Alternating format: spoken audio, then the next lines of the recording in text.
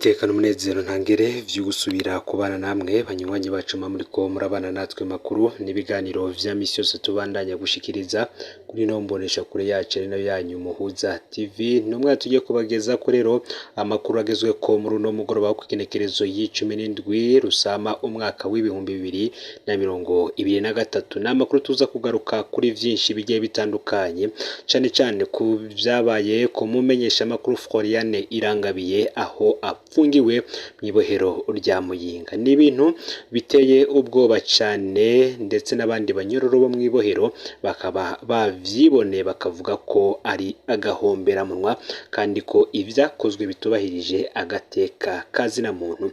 Turaza kubigaruka ko ku buryo burambuye mu buryo bw'idonido ntimuze gucikwa ku karenganyo kariko gakorerwa uyu mumenyesha amakuru Floriane Irangabiye ahejeje gukatirwa umunyororo w'imyaka 10 ngaha mu gihugu c'u Burundi. Vyose ntuze gucikwa murano makuru kandi turaza kubabwira vyinshi bitandukanye kuri ku bagabo babiri bo babapfungiwe mu gasho k'iperereza ho mu ntara ya Cibitoke. Bikabivugwa ko aba bagabo babiri bose boba ngo bari mu murwi wabegereye uwahora ari umushikiranganje wa mbere Arengiyome Bunyoni kuri ubu nawe ari kubarizwa mwibohero rikuru rya Ngozi. Ni vyinshi tuza kugaruka ko murano makuru aya n'ayandi ntimuze gucikwa fyonda sabone canke subscribe kuri hotel wa fyonda ko kugira ngo utoja ucikanwa n'amakuru n'ibiganiro tubandanya gushikiriza kuri no mbonesha kure uri mu bambere nkuhaye kaze murano makuru. Nkuko nari mpejeje kubabwira mu mfunyapfunyo reka ano makuru yacu tuyatangurire kuri no nkuru irabana n'umumenyesha makuru Floriane Irangabiye kuri ubu apfungiwe mwibohero rya Muyinga. Floriane Irangabiye vyasubiriye gukubagurwa. Abandi banyororo bo mwibohero rya Muyinga bavyiboneye bavuga ko vyakozwe na Serge Sabuwandemye umuyobozi w'iryo bohero. Amayo makuru akavuga ko uyo muyobozi w'ibohero yaje azananye n'abantu babiri bambaye umwambaro usanzwe be n'abapolisi babiri bakaba baje bagana aho uwo mumenyesha makuru arara kugera abamusake. Tubibutse ko kandi igihe yari apfungiwe mwibohero rikuru rya Mpimba atari yakatirwa umunyororo w'imyaka 10 Floriane Irangabiye abakozi b'iperereza bigeze kumutuma ko umwe mu bakenyezi nawe agenda yigize umunyororo muri iryo bohero ndetse anamubaza ibibazo vyinshi. Inyuma yaho Floriane Irangabiye agumiye mu gacerere ntagire na kimwe atangaza, uwo mukenyezi ntiyasubiriye kugaragara muri iryo bohero. Nako kandi agipfungiwe mwibohero rikuru rya Mpimba Floriane Irangabiye nanone yarasatswe mu kibanza yararamo mwibohero. Ico gihe akaba atakintu na kimwe basanzemwo, mu nyuma nabo barikubita baragenda. Kuri ubu rero ibintu vyunyutse aho uyu muyobozi w'ibohero rya Muyinga Serge Sabuwandemye yinjira mu kibanza Floriane Irangabiye apfungiwemwo ari kumwe n'abo bagabo babiri nyene bari bambaye umwambaro usanzwe be n'abapolisi babiri bakaba bari bagiye muri ico kibanza. Abaraho rero bamwe mu banyororo bapfungiwe muri iryo bohero bavuga ko Floriane Irangabiye ari we wenyene yasatswe, ahubwo ngo bakaba bari bitwaje n'ivyuma vyo gufotora no gufata amareresi. Ico gihe mu gusaka aho Floriane Irangabiye apfungiwe nabo bapolisi babiri ndetse nabo bagabo babiri bari bambaye umwambaro usanzwe, urongoye ibohero ngo yagumye amutuka ibintu vyinshi cyane. Ngabo nyene baraho bavuga ko Floriane Irangabiye yaratekanye, ariko hageze ko batwara iradio yiwe ariho yaciye yanka ko bayitwara. Serge Sabuwandemye nawe akaba yaciye amusunura. Abandi banyororo baraho bakoma induru kuko bibaza ko bashobora kumukura mwibohero. Serge Sabuwandemye nabo yazanye nabo baca bafata inzira baragenda. Ngivyo rero ibiri kuba kuri Floriane Irangabiye umumenyesha makuru yahoze akorera radio Igicaniro iri mu buhungiro. Ivyo ariko arakorerwa akaba yarafatiwe mu gisagara ca Bujumbura aho yari aje kuramutsa bamwe mu baryango biwe. Akaba yarafashwe agiye ari kumwe n'abaryango biwe, ngo yamututse kandi ibitutsi vyinshi cane kugeza naho Florian Irangabiye we yubitse umutwe nyene ntiyagira na kimwe amusubiza kuko yigumiye mu gacerere kuko yarazi ko umwanya n'umwanya aramutse agize ico avuga ivyari kumubaho vyori kuba ari bibi cane. Reka ano makuru yacu tuyabandanize mu ntara ya Cibitoke nk'uko nabibabwiye navyo mu mfunyafunyo aho abantu babiri bariko baraborezwa igufa mu gasho k'iperereza. Induru irimwo kwihebura niyo yumvikana mu bigo vy'ibiro vy'iperereza mu ntara ya Cibitoke ikaba iri mu buraruko bushira uburengero bw'u Burundi guhera ku mugoroba wo kuwa gatanu uheze abanyagihugu baba mu micungararo bakaba batabariza abantu bashobora kuba bariko baraborezwa igufa mu biro vy'iperereza. Amakuru yemezwa n'abapolisi amenyesha ko ari abantu babiri bavuye i Bujumbura baboshwe ibitambara mu maso bariko baraborezwa igufa ngaho nyene.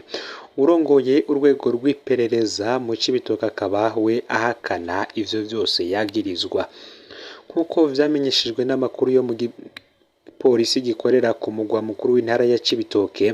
Abantu babiri ngo boba barakuwe i Bujumbura n'umukuru w'iperereza wo mu ntara ya Cibitoke. Umwe wese ari mu kazu apfungiwemwo abo banyororoka ari babiri ngo bariko baraborezwa igufa bidasanzwe akaba ariko yamenyesheje. Uyundi mupolisi nawe akaba yamenyesheje ko abo bantu babiri batagishobora gutambuka canke gufungura ngo bakorerwa ibikorwa vyo kubaboreza igufa umwanya ku mwanya. Abo basore babiri kandi ngo bashobora no gupfa umwanya n'umwanya hamwe atacokorwa. Ivyashikirijwe n'umupolisi biboneka ko we iyoba yarengewe n'ivyo biriko bibashikira.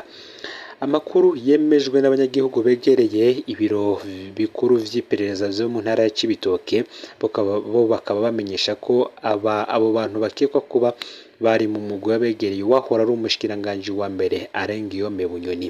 Amakuru ava mu begereye iperereza bo bagize ico batangaza aho mu Cibitoke bakamenyesha ko aho abo bapfungwa ko ari babiri batazwi muri ako karere. Abajijwe kuri ivyo bivugwa Ahmad Nabil Nsabimana arongoye iperereza mu ntara ya Cibitoke we ntiyemeza kandi ntahakana ayo makuru gusa amenyesheje ko ibiro vye bidafise agasho na kamwe muri iyo ntara. Ariko naho biruko amakuru atandukanye arahuriza hamwe ko ibiro vy'iperereza bifise ubusho mu ntara ya Cibitoke aho abantu benshi bakubitirwa gushika abapfuye. Gusa urongoye iperereza we yahakanye ivyo yagirijwe avuga ko ari ibihuha. We arabihakana mu gihe bamwe mu bapolisi bakorera kuri ivyo biro vy'iperereza ndetse na bamwe mu banyagihugu begereye aho ivyo biro vy'iperereza biri bavuga ko bama bumva induru zabo bagabo babiri cyane cyane mwijoro kuko ngo baborezwa igufa cyane kuko ngo n'umwanya bashobora kuhaburira ubuzima. Mu yandi makuru kandi reka tuyabandanize kuyavugwa nga mu gihugu c'u Burundi aho abanyamigambwe basabwa kugira ico baterereye kugira ngo hubakwe ikibano ciza mu gihugu. Muri mu gihe vyari vyibonekeje ko amatora yagiye aragabanuka amanota yagiye aragabanuka kuva ku bice 4.5 mu mwaka w'2021 gushika ku bice 3 kwijana mu mwaka w'2022. Ibi navyo tukaba tugiye kubigaruka ko mu buryo burambuye ndetse akaba harimo na vyinshi bavuze ku cuka kibi kirangwa mu migambwe igiye itandukanye.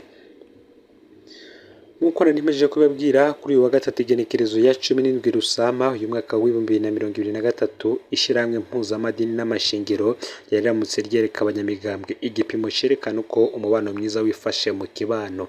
Bakaba bafatiye ku ngingo 18 zivuye mu vy'imibano ubutunzi n'intwaro ku vyavuye mu isuzuma bagiriye abari mu bibanza vya politike bavuga rumwe n'ubutegetsi n'abatavuga rumwe n'ubutegetsi. Imigambwe yari yitavye akaba ari umugambwe uri ku butegetsi CNDD FDD CNL UPRONA ndetse na CODEBU iragi rya Ndadaye. mu gihe byari vyibonekeje ko rero amanota yagiye aragabanuka kuva ku bice 4% mu mwaka w'ibihumbi 2021 gushika ku bice 3% mu mwaka w'ibihumbi 2022 mu bijanye no gukunda igihugu hamwe n'ibijanye no kuronka amahirwe yo kwibeshaho no kuronka akazi mu butandukane mu mwaka w'ibihumbi 2022 ugereranyije no mu mwaka w'ibihumbi 2021. Honorable Godere Venini nahazwe hajejwe imico n'imibano mu mugambwe CNDD-FDD ati twizere ko muri 2023 ayo manota azoba yaduze cyane. Kubwa Godere Venini nahazwe habona ko vyose byamuka ku gukunda igihugu ngo rero mu gihe aho harwaye vyose bica bikoroka bigatangura kugoyagoya. Musenyeri Joachim Ntahondereye abona ko bimwe mu vyotanga isiguro z'ukuntu ivyo biharuro vyakorotse harimo ivyuko mu mpera z'umwaka w'ibihumbi 2022 abarundi baje gupagasa hanze y'igihugu biyongereye cyane. Kubwiwe ngo indongozi za politiki kandi zikwiye kwicara zikiyumvira icokorwa kugira ngo abantu biyumvemwo kandi bakunde igihugu cyabo. Kubwa Kefani Bizarongoye umugambwe Codebu Iragira Ndadaye we abona ko abarundi basigaye bakunda imirwi yabo gusumba igihugu. Ivyo abivuga afatiye ku kwinubana gufatiye ku kutabona kumwe ibibazo by'igihugu, aho bamwe baca bita abandi abansi b'igihugu aho abo badasangiye ivyiyumviro. Agaturwasa harongoye umugambwe seneri nawe agira ati nka kurya atawigisha umwana gukunda umuvyeyi wiwe niko atakwiye kwigisha uwundi gukunda igihugu. Kubwiyo ngo akenshi abari mu butegetsi hari igihe bibaza ko aribo bakunda igihugu kuruta abandi, ariko bakabona gituma abarundi bakunda igihugu cabo ahanini bifatanye n'ukuntu abajejwe intwaro babatunganiriza ngo iyo atakarenganyo gahari mu gihugu ngo ntaco buza buri munyagihugu wese gukunda igihugu. Ngayo rero amakuru yaragizwe ko muri kano kanya yariko avugwa. Fyonda subscribe canke sabone kuri wowe utari wafyonda ko kugira ngo utoja ucikanwa n'amakuru n'ibiganiro tubandanya gushikiriza uri mu bambere.